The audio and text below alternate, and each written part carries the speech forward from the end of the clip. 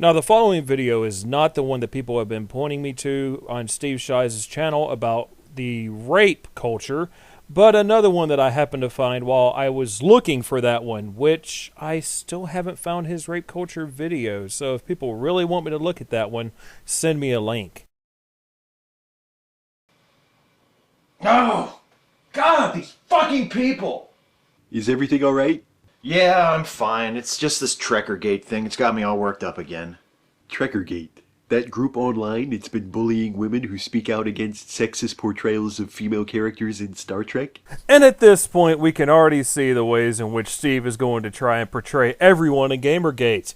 We're all misogynistic assholes who don't even deserve to breathe the same air as him and his buddies. None of us believe in equality. None of us cares about what happens to women, etc., etc., etc. No, that's not what Trekkergate is at all. It's about ethics in Star Trek journalism. Just ethics in Star Trek journalism generally? Or is there a more specific area of concern? Well, so what if there is? What would that specific area of concern be? Ethics in Star Trek journalism vis-a-vis coverage of Star Trek that favors critiques of it from a feminist perspective. Or vis-a-vis coverage of a medium that only pushes one side of an argument and doesn't lend voices to the other side of the argument and will actively attempt to silence anyone who dares to question the agendas and dialogue that is being forced onto the general masses, which would be a better description of Gamergate. So you see why even people who take a charitable view of the Trekkergaters might conclude that it's actually more of a reaction to feminism than a campaign for journalistic integrity. No?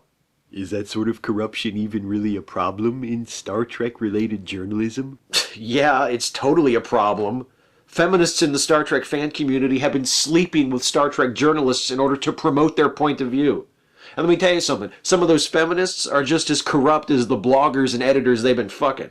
Wasn't the woman accused of sleeping with the editor of a Star Trek blog to get favorable coverage of her work exonerated of that charge? So, the problem was always much larger than her. Depends on the charges being laid down in all actuality.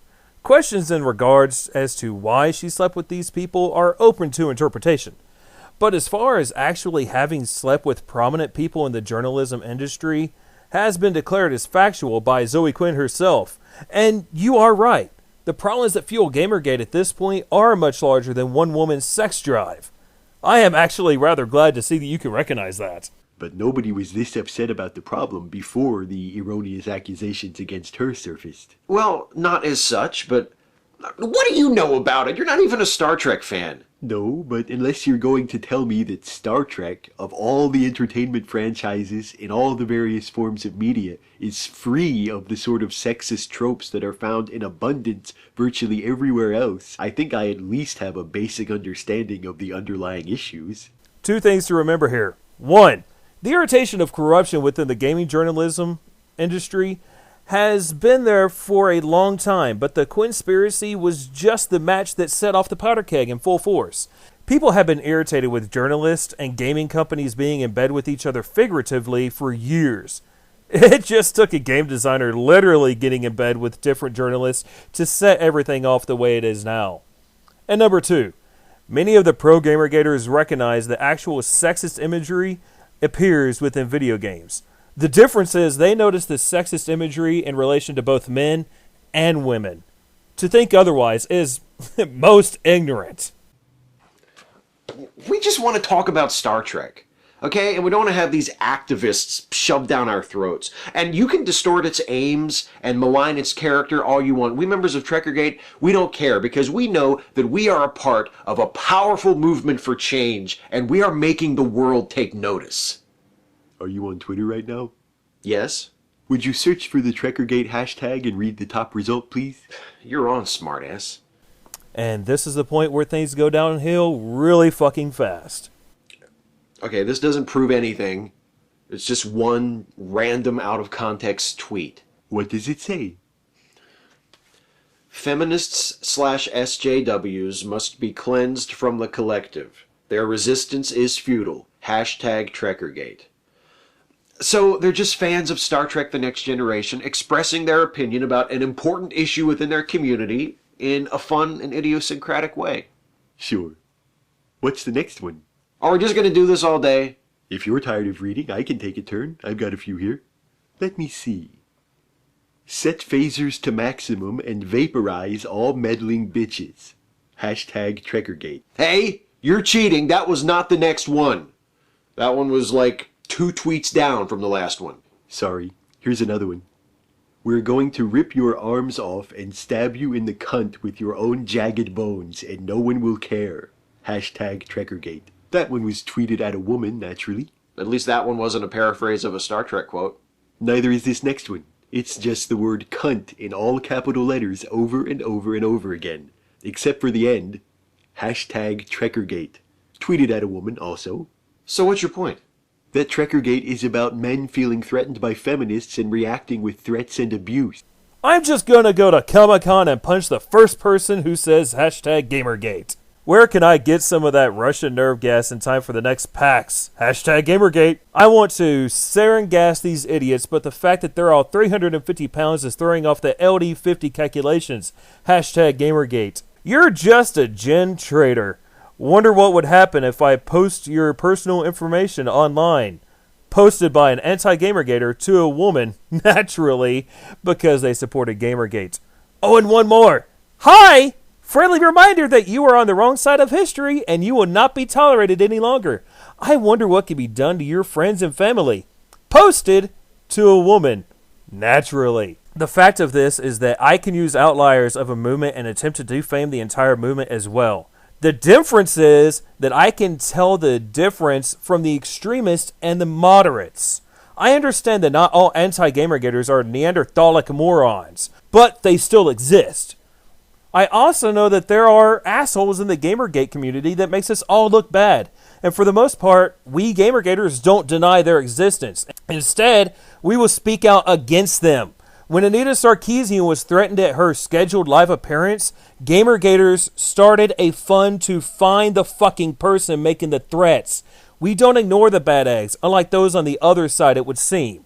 So please, keep telling me about your higher ground. Ethics in journalism. Even if all the charges the Trekkergaters have made are true, their own actions in response have been far more heinous than the corruption itself. What does it say about you as a person if you're this upset about imaginary corruption in a subset of entertainment journalism, but not upset at all about people suffering harassment and death threats and being chased from their homes by this supposed anti-corruption crusade? I am upset about it. Bullying and dock-dropping people and making them afraid to be in their own homes is not cool at all. Then why are you defending Trekkergate instead of denouncing it? I don't have to denounce it. Why do I have to denounce everything? That is a damn good question. Why do we have to denounce everything? If we have to denounce the movement of Gamergate because of our outliers, why can we not expect you to denounce the social justice warrior movement because of your outliers? Those are all really good questions, and I can answer them. To denounce Gamergate at this point would serve to do only one thing, and that would be to give credence that the whole movement was about hatred against women. It would do no good to denounce the movement at this point, and would do more harm than good. I denounced many things in my life, but being a part of something because some people make it look bad is not one of those reasons. I would assume this would be easy to understand. Just as I don't denounce my beliefs that men and women should be equal because of the idiots in the social justice warrior camps and the special snowflakes. I won't denounce Gamergate because of the idiots it contains. That would be cowardly. You'll denounce feminist Star Trek fans getting too much attention, but you won't denounce the people who threaten and abuse them beyond all possible justification? Would you denounce Zoe Quinn when she doxed people who were pro-Gamergate? Would you denounce people who attacked Christina CHSommers all because she thanked a few Gamergaters who sent her flowers after her husband died? Would you denounce people who shut down the fine young capitalist attempt at creating an event for women in the gaming industry all because it was funded by Gamergate? Would you denounce the number of times that anti-Gamergaters have harassed pro-Gamergaters to the point that they have lost their jobs, threatened to kill them, almost attempted suicide, etc., etc., etc.? You will denounce people who speak out against extremists attempting to co-opt gaming, but won't denounce the people who actively attack others just because they don't share the exact same viewpoints as you. How does that make any sense? Yet again, you ask a very good and valid question that can be turned right around and pointed right back at you. Though you will shoot yourself in the foot once again by generalizing the entire Gamergate community, won't you? Maybe I won't. Why not? Because I don't want them to change Star Trek. Yes, because that is the only possible reason for Gamergaters to speak out the way that they do, despite the truth that they could lose their livelihoods because they are afraid of change. Seems totally fucking legit. Made too many compromises already. Too many retreats. They complain about all the starship captains being men, and we fall back.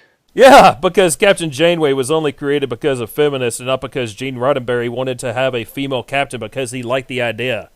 They criticize the skin-tight costumes worn by female characters, and we fall back. No more. The line must be drawn here. This far, no farther. I will not see Star Trek moved from the action figure aisle to the doll aisle, not while I breathe. Yes, because all Gamergaters are petulant children who don't like the idea of gaming becoming inclusive, and we want to ignore any issues that might exist despite the fact that I am the living antithesis of your statements, because even I have said that there are issues in relation to the way genders are portrayed in gaming, and that they should be corrected, and I am pro-Gamergate.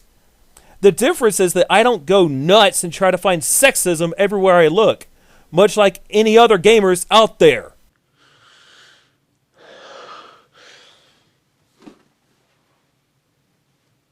What's happening, babies? I think we're having a fight. About what? Trekkergate. What's that? The president got caught fucking the trucker? Not Truckergate, Trekkergate. It has to do with either favoritism toward feminists in Star Trek-related journalism or harassing and intimidating women who speak out against sexism in Star Trek, depending on who you ask. Why would anyone give a shit about sexism in Star Trek?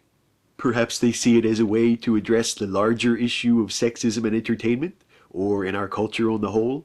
Or maybe they're women who like Star Trek but have problems with how it portrays women sometimes, and want to see those problems addressed. Huh. Why would anyone give a shit about Star Trek journalism? I have no idea. As I have said before, this has gone far past just gamer journalism, but has hit mainstream media such as Huffington Post, MSN, etc., to the point where they only show one side of the story. And when they have people from both sides, the ones that support a Gamergate or are anti-social justice warrior, get attacked or ridiculed on national television. See the Huffington Post, quote, debate, unquote, between Brianna Wu and Hot Wheels.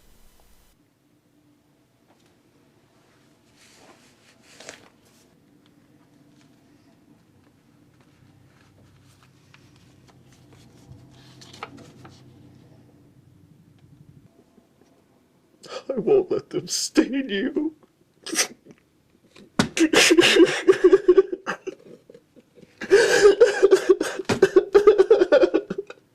Is he okay, baby? That is a simple question with a complicated answer. But the answer is no. Right, no, he's not okay. Here is the deal with all of this that I am trying to get across. These type of portrayals on either side do no justice to anyone and in essence ends up hurting both sides. If I was just to show this to someone who was pro-Gamergate, they would easily say, "See? This is how they think we all are! And this is why all anti-Gamergaters and social justice warriors are assholes!" Even though that's not the truth. The issue with the portrayal is they don't take all of the evidence into consideration. And as a skeptic, I thought Steve wouldn't be so foolish as to just recount and repeat the rhetoric already being stated by others. Though after seeing his reaction to feminists being included in the Times words to ban, I can't be too completely surprised at this point. If you are pro-Gamergate or even anti-Gamergate, please take the time to actually look at all the evidence, since, as I have shown already, I can take a few posts from outliers and prove that all anti-Gamergaters are pro-harassment, send death threats, and dox anyone they don't agree with. I won't say that this is the case because I know that it isn't. And I think false dichotomies are one of the worst goddamn things you can ever present. The way this video comes across is you are either an anti-Gamergater or a bigoted asshole who hates women, which is a completely false dichotomy. And the only way you can actually back and substantiate this is by completely ignoring all of the women who support Gamergate, unless, of course, you think they're all a bunch of misogynistic assholes who hate women as well.